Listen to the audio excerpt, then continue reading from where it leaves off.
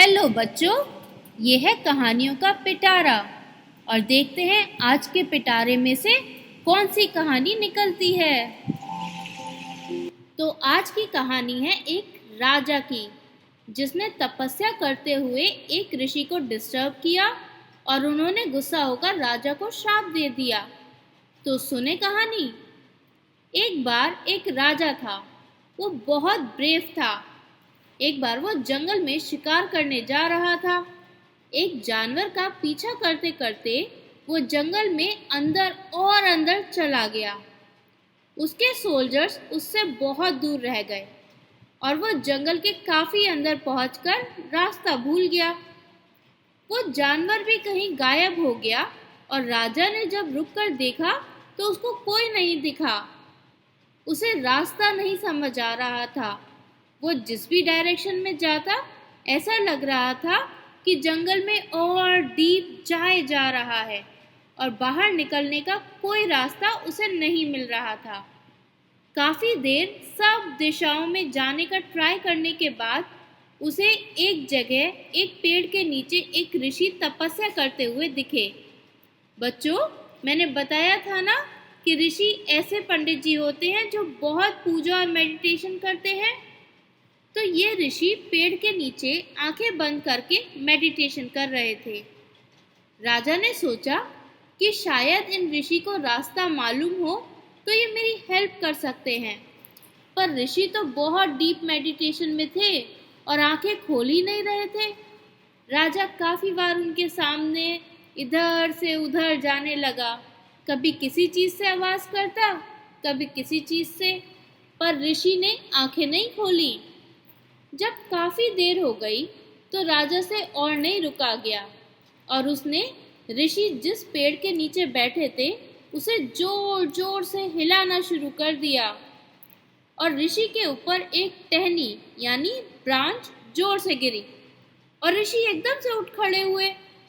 ऋषि ने आंख खोलकर राजा को देखा और गुस्से से बोले, तुमने ही मुझे मेडिटेशन के बीच में डिस्टर्ब किया है। मैं तुम्हें श्राप देता हूँ कि तुम भी कभी अपनी पसंद का कोई काम पूरे टाइम नहीं कर पाओगे।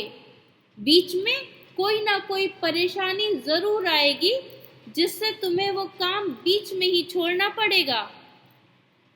बच्चों, ऐसा मानते हैं कि पहले ऋषियों में बहुत पावर्स होती थी, बहुत सारा मेडिटेशन करने से, और वो जो कह देते थे वो सच हो जाता था। अब ये सुनकर राजा दुखी हो गया। उसने हाथ जोड़कर ऋषि से माफी मांगी, सॉरी बोला और उन्हें बताया कि वो जंगल में खो गया है और उनकी हेल्प चाहता था। काफी देर तक इंतजार के बाद भी जब आप नहीं उठे तो मैंने ये कोशिश की आपको उठाने के लिए।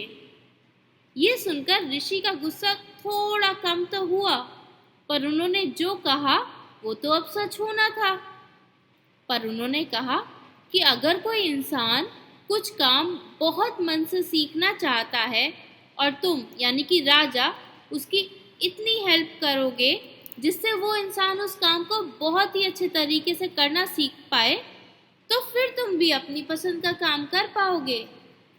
और फिर उन्होंने राजा को जंगल के बाहर जाने का रास्ता बता दिया। राजा ये सोचता हुआ कि अब मैं किसकी कैसे हेल्प करूं, वहां से चला गया। राजा अपने किंगडम में वापस आ गया और वापस अपने काम में लग गया। लेकिन जब भी वो कोई भी काम कर रहा होता था जिसमें उसको बहुत मजा आ रहा होता था, जैसे उसे तबला बजाना बहुत अच्छा लगता था, तो जब वो तबला बजाता था तो कभी बीच में तबला ही टूट जाता था या उसके हाथ में बहुत दर्द शुरू हो जाता था और वो तबला बजा ही नहीं पाता था। जब कभी वो शिकार के लिए जाता था, उसका धनुष ही टूट जाता था या उसका घोड़ा आगे नहीं बढ़ता था, इसलिए हमेशा उसे ऐसे ही वापस आना पड़ता था। वो किसी भी काम को पूरा एंजॉय ही नहीं कर पा रहा था। एक बार वो अपने किंगडम में राउंड्स ले रहा था, ये देखने के लिए कि सब लोग किंगडम में सही से है ना, कहीं कोई परेशानी तो नहीं है। तभी उसने देखा कि सड़क के किनारे एक बच्चा बांसुरी बजाने की ट्राई कर रहा है और वो काफी देर से इसी कोशिश में लगा हुआ है। वो बहुत प्यारा सा बच्चा था और वो अपनी कोशिश में लगा हुआ था। उसके पास उसके मम्मी पापा भी बैठे थे। राजा उनके पास गया तो वो आदमी हाथ जोड़कर राजा के सामने खड़ा हो गया। राजा ने उससे प्यार से पूछा कि क्या बात है, तुम लोग सड़क के किनारे क्यों बैठे हो, क्या परेशानी है? उस आदमी ने बताया कि उसका घर आग में जल गया और सामान भी उसके साथ जल गया और अब उसके पास कुछ भी नहीं बचा है। राजा को ये सुनकर बहुत दुख हुआ। उसने कहा कि तुम्हें मैं राजमहल में काम दूंगा, राजमहल यानी पैलेस, और तुम लोग मेरे साथ चलो। वो लोग खुश होकर राजा के साथ आ गए और राजा ने उन्हें रहने के लिए घर भी दिया। राजा रोज उस बच्चे को देखता। वो बच्चा अभी भी बांसुरी बजाने की रोज कोशिश करता था। राजा ने उसके लिए एक बहुत अच्छा टीचर ढूंढा जो उसको रोज बांसुरी सिखाने आने लगा और राजा खुद भी जाकर उसे बांसुरी सीखते हुए देखता और एनकरेज करता था। उस बच्चे को बांसुरी बजाना काफी पसंद था और जल्दी ही वो बहुत अच्छी बांसुरी बजाने लगा। उसे सुनने के लिए दूर दूर से लोग आते थे और उन्हें उसकी बांसुरी बजाना बहुत ही अच्छा लगता था।